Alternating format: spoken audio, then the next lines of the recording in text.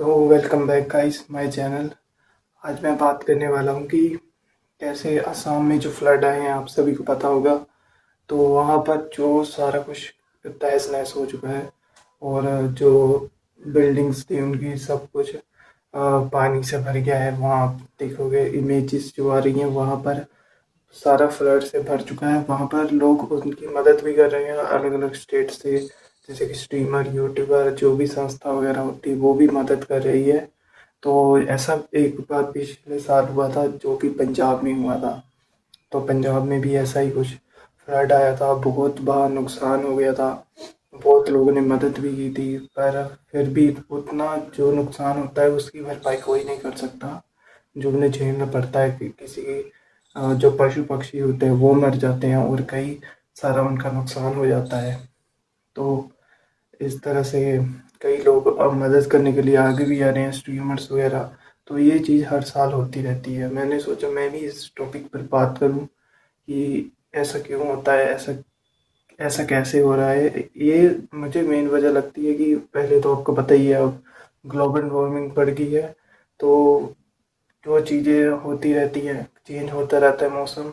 तो कभी ज़्यादा बारिश हो जाती है एक स्टेट में तो ज़रूर आती है हर साल इंडिया में। तो इस बार असम में आई है, असम में आई है।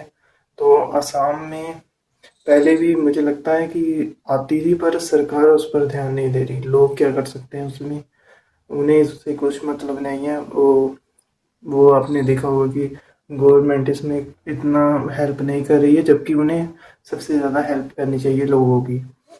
तो वो भी कुछ इतना सपोर्ट नहीं कर रहे हैं लोगों को, उनकी मदद करनी चाहिए। उन्हें कुछ सप्लाई वगैरह, आप एक वीडियो देखोगे वहाँ से उन्होंने हेलीकॉप्टर में फेंका, तो जब वो नीचे गिरा तो उन्होंने सीधा उसे तालाब में फेंक दिया, जबकि वो किसी के पास पहुंचा ही नहीं। उसे या तो किसी के बोट वगैरह में डाल देते, कहीं ऊपर छत पे गिरा देते, तो भी वो किसी को मिल जाता, किसी का फायदा हो जाता। तो वो भी किसी को नहीं मिला और इससे कितने ऐसे लोगों को राशन भी नहीं मिल पाया गवर्नमेंट की तरफ से।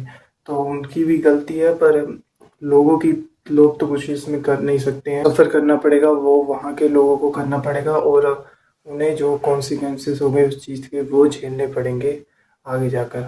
ऐसे करते करते अगली अगली बार किसी और स्टेट में बाढ़ आएगी, वहाँ पर भी गवर्नमेंट जो होगी तो ध्यान नहीं देगी और फिर से उसे नेग्लेक्ट कर देगी उस चीज़ को। या तो पहले से ही हमारे देश में वहाँ थोड़ा सा पानी भर जाए तो वहाँ तालाब बन जाता है। तो ऐसी कुछ चीज़ें हमें बनानी चाहिए कि जिससे कि पहले से प्रिपेयर हो सके बारिश के लिए, और थोड़ी ड्रेनेज सिस्टम वगैरह अच्छे कर देने चाहिए कि ऐसी नौबत ना आए। बारिश तो आएगी पर उसे कम किया जा सकता है। तो ऐसी चीज़ें पर ध्यान देना चाहिए कि जिससे लोगों का नुकसान ना हो। अब जिनका घर ही नहीं था वो कहाँ जाएंगे, उन्हें खुद से बनाना पड़ेगा। कोई डोनेशन करेगा वो भी कितनी कर देगा वो।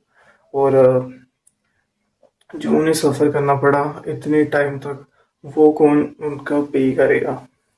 इसमें इतने उनके जानवर भी मर गए हैं और उनका इतना नुकसान भी हो चुका है, तो वो भी कौन चुकाएगा। तो मैं इस टॉपिक पे बारे में बात करना चाहता था और अपने ओपिनियन और राय बनाना चाहता था कि आप भी जितना हो सके वहाँ पर डोनेशन करिए, कुछ उन्हें सपोर्ट करिए और हो सके तो ऐसी अवेयरनेस फैलाते रहिए टॉपिक्स पर। वीडियो अच्छी लगे तो लाइक कर देना, चैनल को सब्सक्राइब कर देना। मिलते हैं आपसे अगली वीडियो में। Thanks for watching, bye.